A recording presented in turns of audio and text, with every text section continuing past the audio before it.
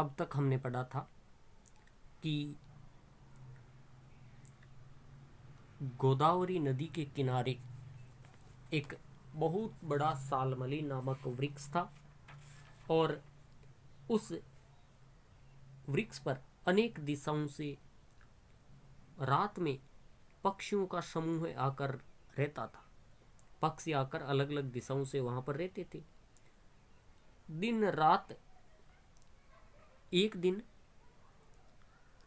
क्या हुआ, जैसे ही रात समाप्त हुई और सूर्योदय हुआ और सूर्य ने अपना प्रकाश फैलाया ही था कि वृक्ष की उसी शाखा पर बैठा ये लघुपतनक नामक कौवा जगा और इसने एक शिकारी को आते हुए देखा, जो कैसा लग रहा था, कृतांतम इव द्वितीयम, अर्थात दूसरे यमराज के समान लग रहा था।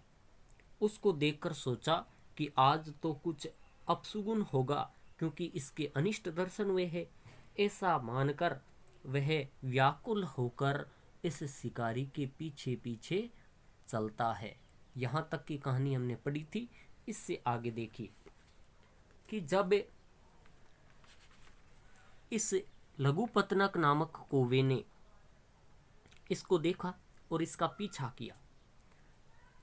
किया तो कुछ दूरी तक तो ये चला, कौन, शिकारी, और इसने आगे चलकर अपने हाथ में जो जाल था उस जाल को, ये हाथ में जाल, इस हाथ में ये कुछ दाने हैं और इसका पीछा कर रहा है शिकारी। इसने जाल को फैला दिया और खुद झाड़ियों में छुपकर बैठ गया। इस तरह से ये बैठा। अब देखो प्रिय विद्यार्थियों, अथ से लेकर कर्तव्यम तक की ये जो कहानी है हम आज इसका अध्ययन करेंगे, क्योंकि इसको रट लेना छोटे शब्दों में इसीलिए लिखा है क्योंकि प्रत्येक लाइन आपको याद नहीं हो सकती, तो जरूर इस प्रकार से आप याद कर सकते हो। वैसे हम विस्तृत इसका कक्ष में वापस अध्ययन करेंगे। कंठस्था तु या विद्या, अर्थात जो आपके कंठों में है, कंठागत है, वही विद्या है, क्योंकि विद्या नगदी का रूपक होती है। आपने देखा कि रात को तो अलग अलग दिशाओं से पक्षी आकर इस पर बैठ जाते थे और सुबह होते ही वापस अलग अलग दिशाओं में ये पक्षी उड़ना प्रारंभ कर देते थे। तो आज ऐसे ही ये लगभग चित्रगिरीव कबूतर, इनका दल उड़कर जाने लगा आसमान से, उड़कर आसमान से जा रहा था। ये देखो छोटे छोटे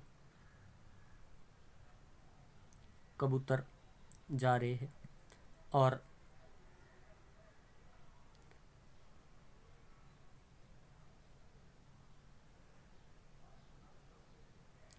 तभी एक कबूतर की दृष्टि जो है इन चावलों के कणों पर पड़ी और उसने सबसे कहा, चलो यहीं पर दाने मिल गए हैं और खा लेते हैं।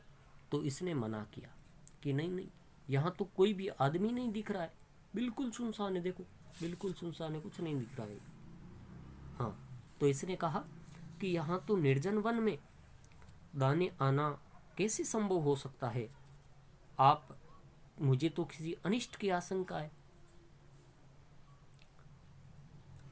तो ये जो कबूतर था इसने इसको भला बुरा कहना शुरू कर दिया। इसने कहा, भाई यहाँ मुझे तो कुछ अमंगल प्रतीत होता है, इसलिए कभी बिना सोचे विचारे कोई काम नहीं करना चाहिए।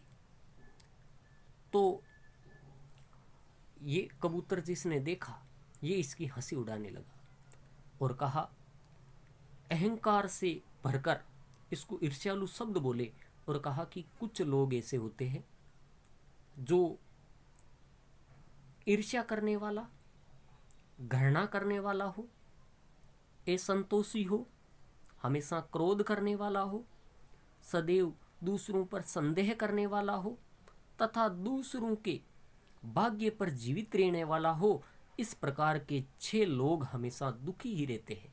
ऐसा कहकर इस कबूतर ने इसकी बातों को नहीं माना और ये सारे कबूतर जो है इन्होंने मन बना लिया था यहाँ दाने खाने का।